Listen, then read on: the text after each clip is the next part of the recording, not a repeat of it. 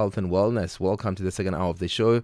And coming up in this, right now, we've got Wheel Well, an exciting and impactful road a safety initiative that promotes awareness through free learning resources and community workshop. As Transport Month approaches, we highlight the importance of road safety education, especially for families and vulnerable road users. Wheel Well's work directly supports safer roads and informed communities. Peggy Mats, founder of Will, join us and we say good morning. Hello, Peggy. Morning, good morning. How are you all? We are all good. We can't really complain. Thank you so much for joining us on Out and About, man. Take us through. You are welcome. Eh? You are welcome. Thank you for having me. It's a pleasure. Could you start by telling us about the inspiration behind founding Wheelwell and what you saw as the most critical gaps in road safety education in South Africa? Certainly. Back in 2012, a colleague of mine in Cape Town did a car seat collection, and she had a huge response from Gauteng and needed somebody to run with it. And I said, yeah, I'll do this, rushing in where angels fear to tread. And the response from Gauteng was amazing. And with that, I realized that there is a huge information gap on how to keep children safe on South African roads. At the time, 5,100 children died on our roads in that year, in 2012, and it is unacceptable. It didn't make the news. Nobody spoke about it. There's no information available to parents on how to keep their children safe, whether it is as a passenger in the car or whether it is as a pedestrian. 68% of our children walk to school. And they have to share roads with huge trucks and other cars, and they are very vulnerable. And I also found that there was a lack of understanding as to why children specifically need different protection than an adult does. And that has been our focus ever since. Road deaths are the leading cause of external death for our youth through all ages, in fact, up to the age of 35. And what the sad thing is, Javulani, is that these deaths are preventable. We can do something about it. And by merely talking, by planting seeds, by raising awareness, by making people think about it, we're already bringing about huge change. And that is why I'm so grateful that we're talking this morning. And so take me through that. I mean, you said about 5,000. That's a lot. I mean, That's a lot. that's a lot. So what is it that government is doing about it? I mean, I know that there's a goal regarding the UN, but let's start there. What is it the government that's doing about it regarding road safety? Because my concern is about our children. Yes, our children is our main concern. And quite frankly, our government is not doing nearly enough. They can do so much more if they understand the issues involving specifically children in road safety. So, Javulani, let us understand that first. Children are smaller in stature than adults are. Sorry, please excuse my parrot. He thinks he's part of the conversation. Yeah. Children are smaller in stature. Yeah. It's okay. Yeah. He's an activist parrot. Yeah.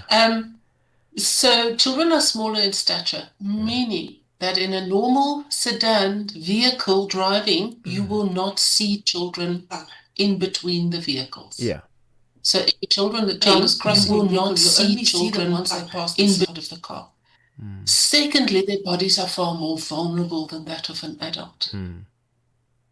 Then back to the stature thing. A child if you look at the bumper of a normal sedan, that bumper is at the height of a child's vital fluids, and it's at the height of an adult's legs.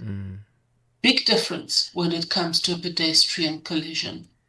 But also because children's development over time needs to happen. When children are born, they have zero ability to assess risk.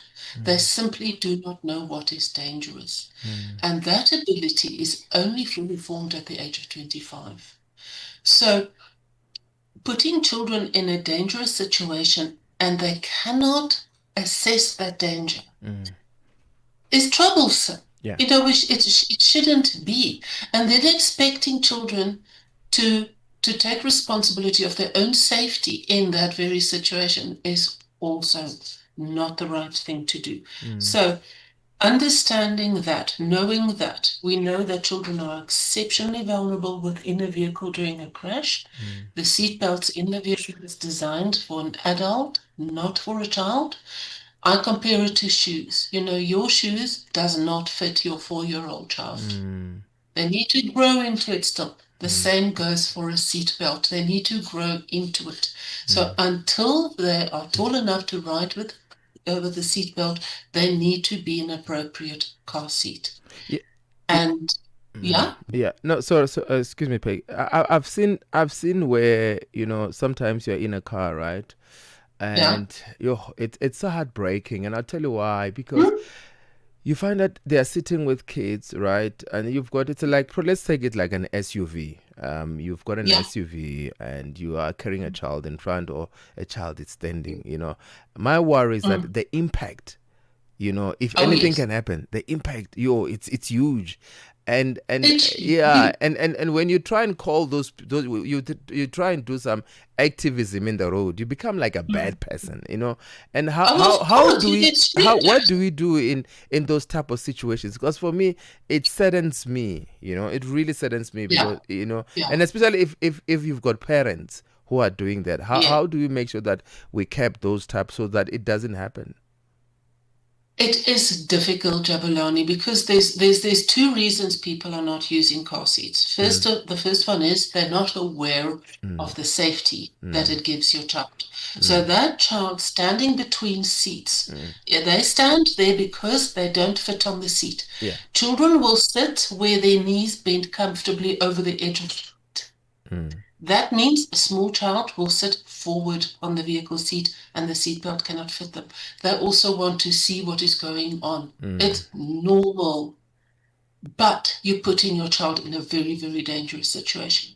Crash force is calculated by velocity times mass. In simple terms, that means your weight times the speed that you're driving at. So your 6-year-old weighing maybe 20 kilograms, and you're driving at 100 k's an hour on the highway, a reasonable speed. But during a crash, your child will take on 2,000 kilograms, and that is the weight that they smash into the dashboard with. That little body is not designed to deal with those kinds of forces. That is why we put children in car seats. That is why we use our seat belts. So it's very important. The other thing that's a barrier to car seat usage is affordability. Yes. Car seats are expensive. There's a 30%, there's a 20% import tax on all car seats imported from China, plus a 15% VAT. So 35% of that car seats cost goes to the state. And that is where the government can do something. Nobody is making car seats in South Africa anymore. Used to, but not anymore. So they're not protecting an industry with these tariffs. They are penalizing parents. So if there's a very powerful thing the government wants to do to help parents with car seats, take away the import duty, take away the VAT. Immediately there will be 25% reduction in the cost of car seats. Secondly, we run our Car Seats for Kids campaign. Yes. Now, the premises of this campaign is that a car seat can keep more than one child safe over a period of time if that seat is well looked after. So we ask parents to donate their used car seats to us. What we will do is we first of all check that car seat for safety, because the very duty of that car seat is to protect a child during a crash. It is not to show other parents that you're being a good parent. That is not what it is.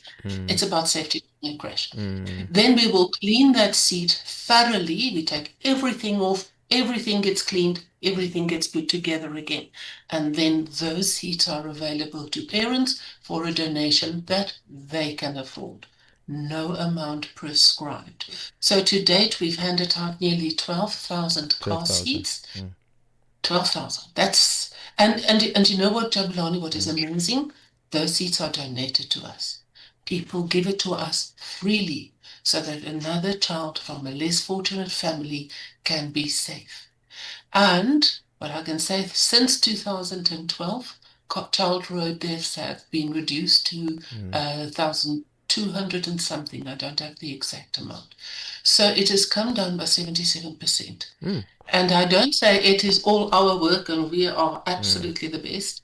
It is shining the spotlight on, opening, letting the light in on an issue. That is where the power lies.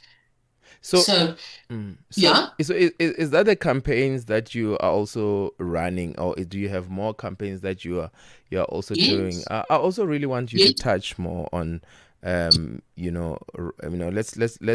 touch on the campaigns. I also want you to touch more on the road safety education, to say, we also, because sometimes kids they help a lot, especially when it comes to parents, and say, Mm, no, but you mm, have to put me in a car seat. They will insist. I mean, can't we start that safety education in primary education? Because those are the areas, because some things, they happen because we don't really deal with them at an early stage. We let them grow. They sort of become yeah, cancerous in yeah, our system. yeah, yeah. Now, Jabulani, teaching children road safety is extremely important. But remember what I said earlier, they don't have that capacity to assess risk yet. We need to back up what we teach them with adult supervision, with other things to help them, like scholar patrol, a safe crossing by the school where children can cross over, a safe space where transport can drop off kids. All of those things need to work together. So it is absolutely imperative that we teach road safety to children. And the RTMC has introduced road safety into the life orientation curriculum. So it is now Amazing. being taught at school. It is amazing. It is wonderful.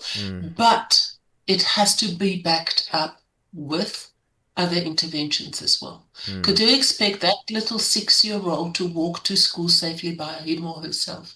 Is too much to ask of that child. There needs to be other things in place as well. So what I suggest is that every school already has a safety officer. And to train that person to be a road safety officer as well, is not a leap too far. Or anybody else in the community who wants to take up that position. And we do have the training available for that. What is a road safety officer? What would be your duties? Because sometimes at the gate of the school, all that is required is an adult to supervise, to calm things down, to point out to kids, shoveling and carrying on there in front of the school where there's also vehicles driving, just to calm things down, keep it disciplined, and so on. And then, of course, there's many other things that you can do. You said earlier that you get shouted at when you approach parents with a message about car seat safety. So what we have done, and we found that ourselves, I mean, people have shouted serious abuse at me for telling them that their child is unsafe.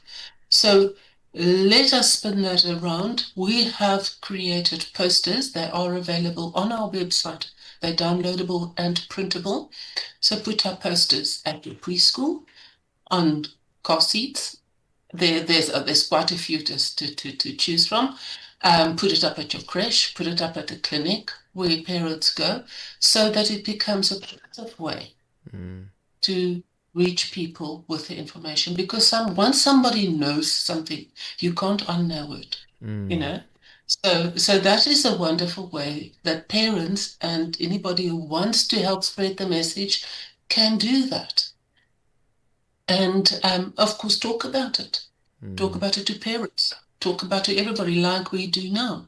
Now, other projects we have is our Halo Beanie project.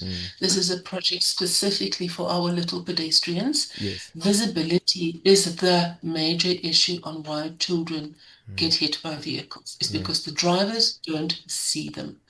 A person driving 60 kilometers per hour down a road covers 30 meters per second.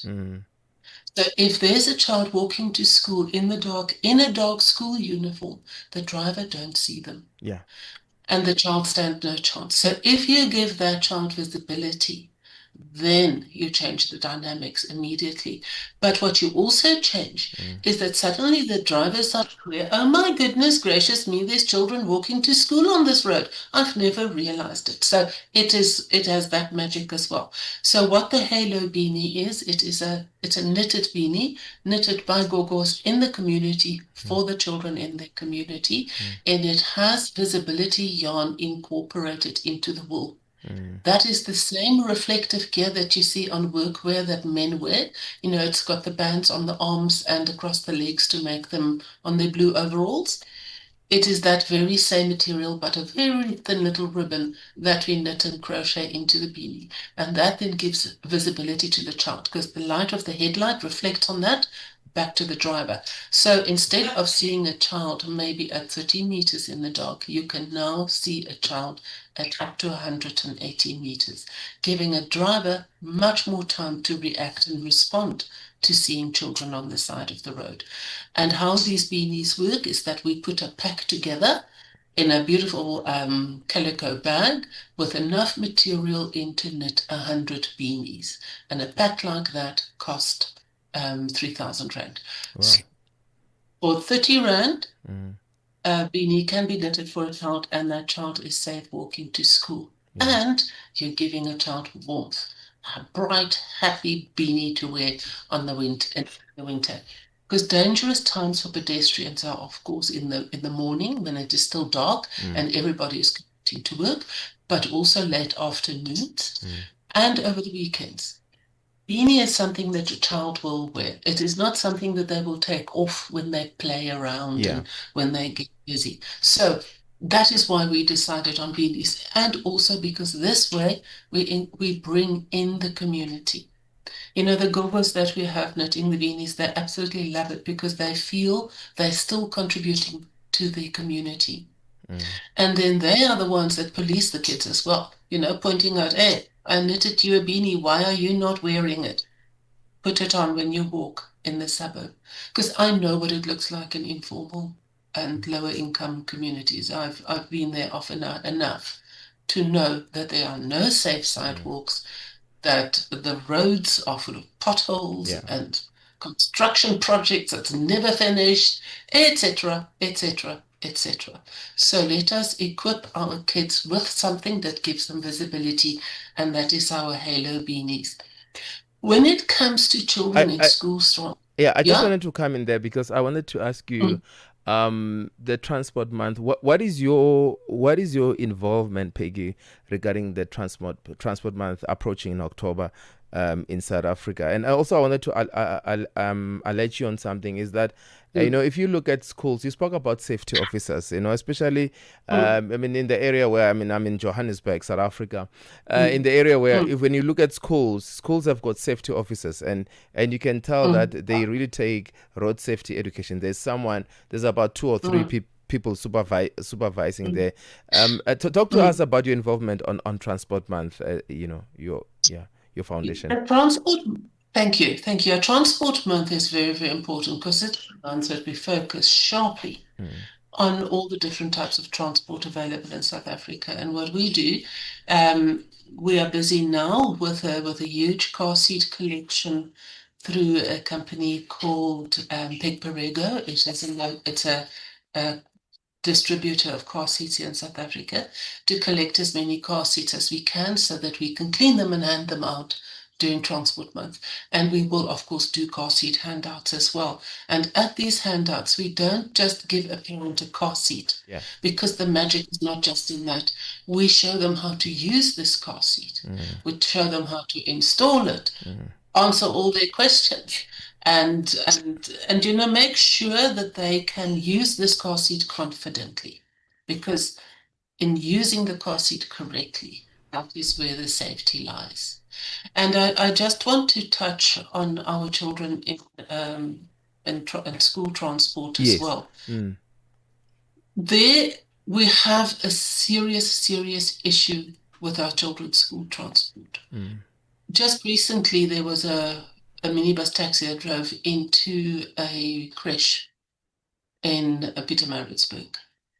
And if you go onto the web, you see these crashes happens at least once a week, where there's a minibus taxi involved in a crash and children get injured. I saw one where the taxi just drove off the embankment down to a river, and then the driver runs away. So what the problem is with children in school transport is that we have a regulation in the National Road Traffic Act that address the loading of children in vehicles. And in that regulation, it states that children under the age of 3 don't count. What this means, that for the amount of person that vehicle is certified to carry, children under 3 don't count. Preschoolers, children between 3 and 6-year-old, 2 children will count as a person. And from 6 to 14, 3 kids will count as 2 people. So you can legally allow more kids in a taxi than there are seats and seatbelts available. And to me, that is a huge problem. If it is a 13-seater vehicle, let there be 13 people sit on seats. I am aware of the implications of this. So again, what I ask our government is that we have a serious look at this law, because it looks at capacity and not at children as individuals who need our safety and security. And all the children are seen as is mass that is loaded on a vehicle, and children are much, much more than that. I don't want to live in a world where a parent kissed their child goodbye in the morning off to school, and the next time they see them, they have to identify that little body in a morgue. No parent should ever go through that. We need to prioritize our children. Here in South Africa, we have basic human rights and a constitution that puts serious emphasis on the safety of children. We have the Children's Act that says the safety and well-being of children is first and foremost consideration when we think of everything. Yet, when it comes to the regulations regulating the transport of our children, it falls flat. Peggy. So it is something. Yeah. Thank you so much. We can, trust me. Me and you can talk for a whole day about road safety. Absolutely. I think. Thank you so much for coming through. You are so welcome. We appreciate it so much. Thank you. That's Peggy Mas, who's a founder of Will Well, and you are still tuned into Out and About with myself, Javulani Nkolele, on Channel Africa, the African Perspective. It is 10:42 Central African Time. When we return, we've got some very interesting stuff that's coming up. Good morning.